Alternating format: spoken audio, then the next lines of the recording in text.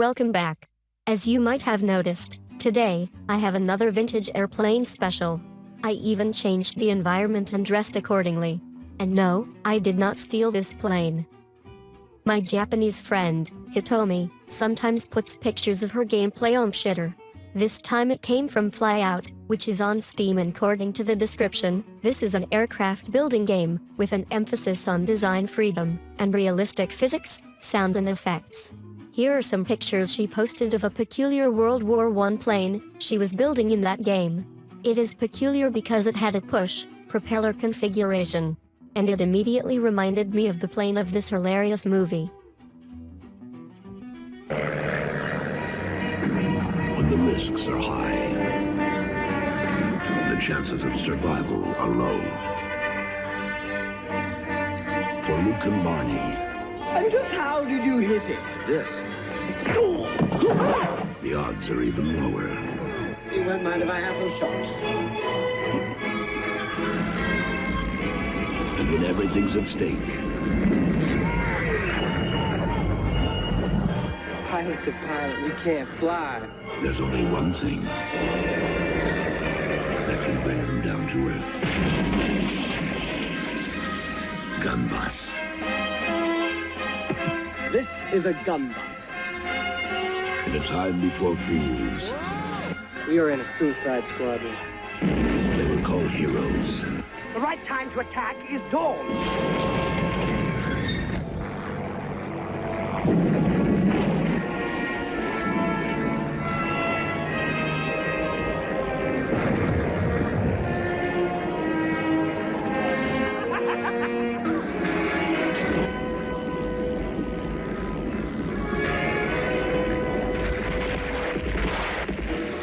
When sheer nerve came before courage. In a fight for the chance to make history. Death or glory. Gun bus.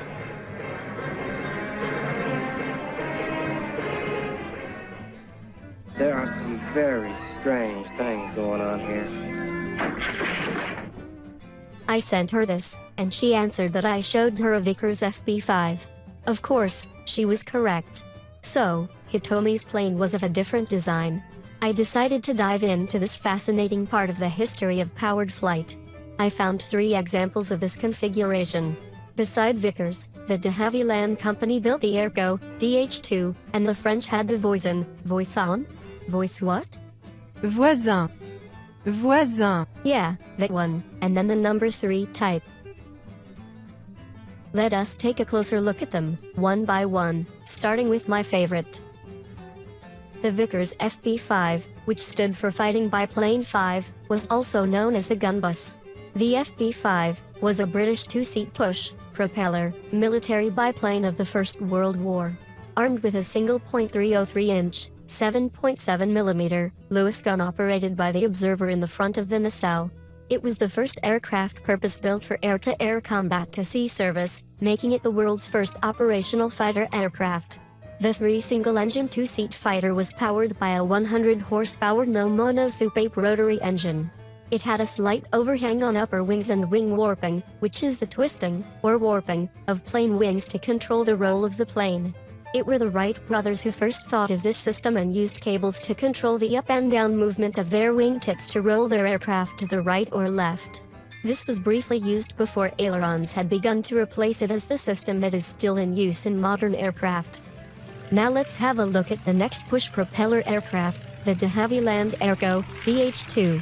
Where the Vickers a pilot and navigator gunner, the Airco DH2 was a single-seat pusher biplane fighter aircraft which also operated during the First World War. It was the second pusher designed by aeronautical engineer Geoffrey de Havilland for Airco, based on his earlier DH1 two-seater. By the way, I think the word Airco means aircraft company, not air conditioning. The DH2 was also armed with a single .303-inch Lewis gun, which was mounted on a flexible mount. Once pilots learned that the best method of achieving a kill was to aim the aircraft, rather than the gun, it was fixed to fire forward. The majority of DH-10s were powered by the 100 horsepower Gnome mono-Supapa 9-cylinder, air-cooled rotary engine. However, later models received the similarly configured but much improved 110 horsepower Laron 9J engine. Some sources state that the mono-Supapa had a tendency to lose cylinders mid-air.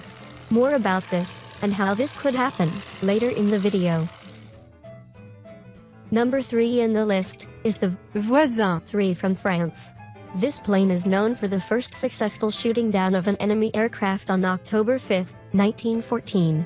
The Voisin. 3 was a French World War I, two-seat pusher biplane multi-purpose aircraft developed by Voisin. in 1914 as a more powerful version of the 1912 Voisin. 1.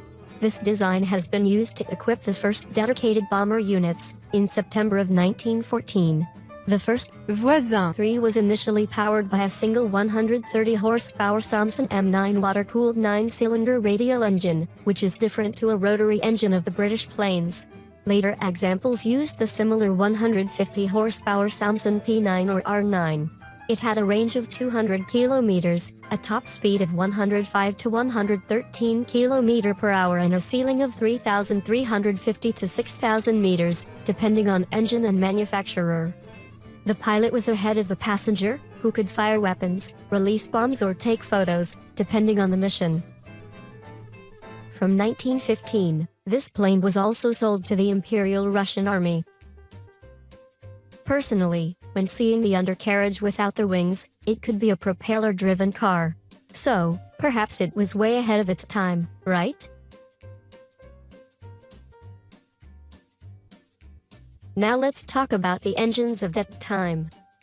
As far as I know, the Anzani was one of the first purposely built airplane engines. This was very popular in this time. A 3-cylinder W configuration that its creator Alessandro Anzani possibly first used in a motorcycle, and then a larger version could be found in the first airplanes of the 20th century. Like in the Curtiss plane, of which a replica was one of the stars in the 1965 movie, Those Magnificent Men and Their Flying Machines. Those magnificent men in their flying machines, they go up to the up, they go down to the down.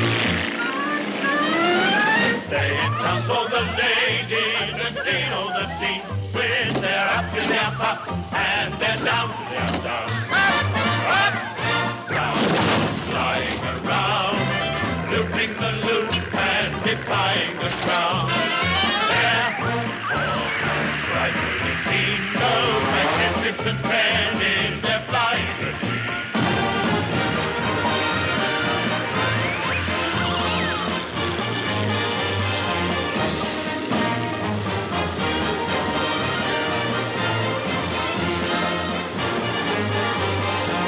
Those magnificent men in their flying machines, they go up to the up, they go down to the down. They entangle the ladies and steal all the scenes when they're up to the up and they're down to the down. Up, down, flying around, looping the loop and defying the ground. They're all rightfully keen, those magnificent men in their flight. He's not supposed to carry passengers. Don't touch me! Don't touch me! No! Entangle the ladies and steal the scene when they're up to the up and they're down to the down. Those magnificent men, those magnificent men, those magnificent men in their flying machines. Later, Anzani dropped the W configuration and moved the two side cylinders down to a triangle formation, like the radial engines that came to dominate the skies for the next 3 decades to come.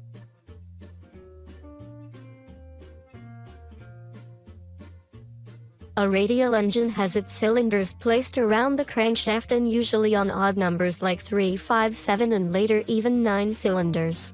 There are 2 types of this configuration, the rotary and the radial engine. Rotary is not to be confused with the modern Wankel engine. The major difference between the radial engine and the rotary engine is that radial engines have pistons that move in a reciprocating fashion that cause the crankshaft to rotate. Rotary engines may look like radial engines, but they are attached to the plane by bolting the crankshaft to the airframe. This had as advantage that it provides its own wind cooling, because this engine rotated as fast as the propeller. But they also had disadvantages, like because of the centrifugal forces generated, it was not uncommon that the engine would throw off a cylinder in mid-air. Another was that they were always spraying oil around. To prevent the pilots getting all black-faced by the oil, it was nice to have it behind them, like in all the planes in this video. I might be joking a little, but these machines produced 80 to 150 horsepower. And for the second decade of the 20th century, that was nothing to sneeze at. Just listen to the roar of this magnificent, over a century-old engine.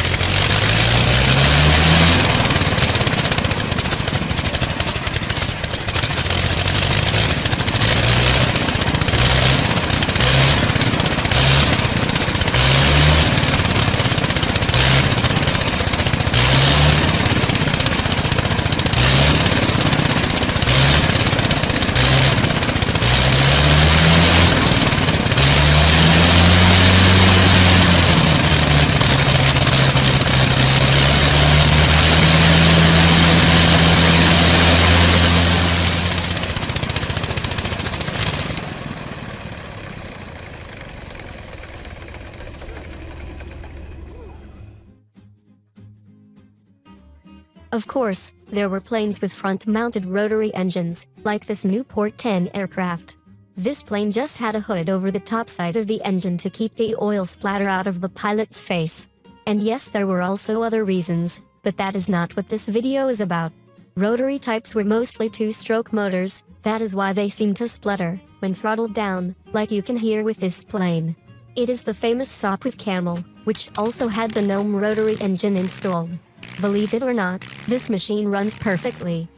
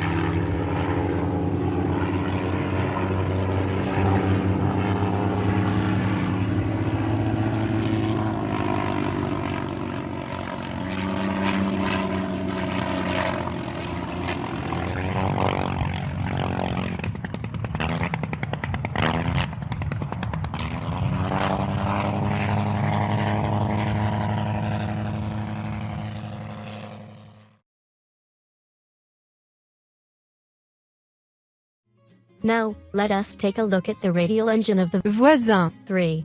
This was initially powered by a single 4-stroke 130 horsepower, Samson M9, water-cooled, 9-cylinder radial engine.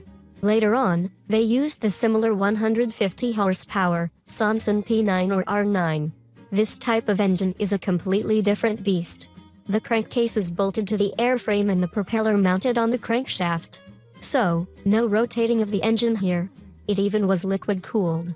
4-stroke radial engines later became one of the world standards, because they can deliver more power, and are very reliable.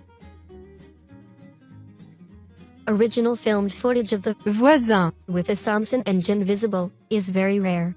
This is the only one I could find, and it might be the only material left in existence.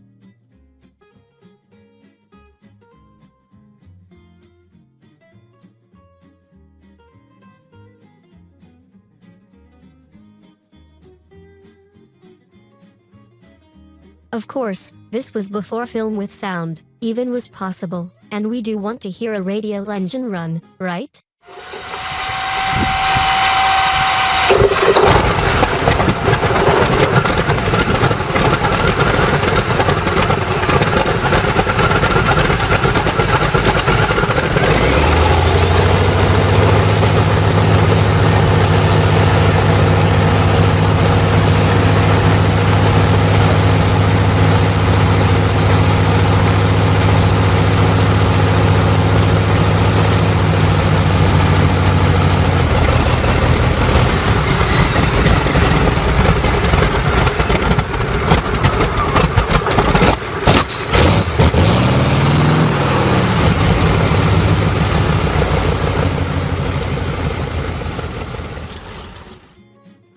So, that was it for today.